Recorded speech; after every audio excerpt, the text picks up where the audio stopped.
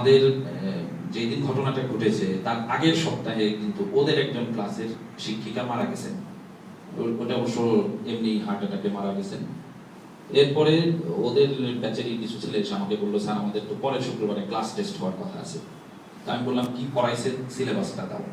ওই সিলেবাস নিয়ে আমি নিজে প্রশ্ন করে ওদের ক্লাস টেস্ট নিতে গেছি, এবং আমি ক্লাসে এরকম সামনে এত কাছে দাঁড়ায় কথা বলতেছিলাম, ছেলেটা আমার সামনে এই সাজেদুল এরকম চেয়ারে বসা, আর আমি এইখানে দাঁড়ায় কথা বলতেছি সেই ম্যাডাম সম্পর্কে। ম্যাডামের বাবা আবার বলে দিয়েছেন যে আমাদের এক শিক্ষকের মাধ্যমে মেসেজ দিয়েছেন যে স্যার আপনি ক্লাসে গিয়ে বললেন যে আমার মেয়ের ব্যবহারে কোনো ছাত্রছাত্রী যদি কষ্ট পায় যেন ক্ষমা করে দেয়, এবং ওর জন্য আত্মার মাগফিরাতের জন্য যেন দোয়া করে, ওর জন্য বেহেশত নসিব করে। এইসব সান্ত্বনা সূচক কিছু কথাবার্তা আমি বলতেছিলাম।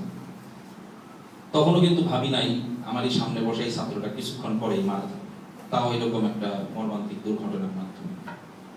তো আমার মানে তখন খুবই কষ্ট লাগতেছিল।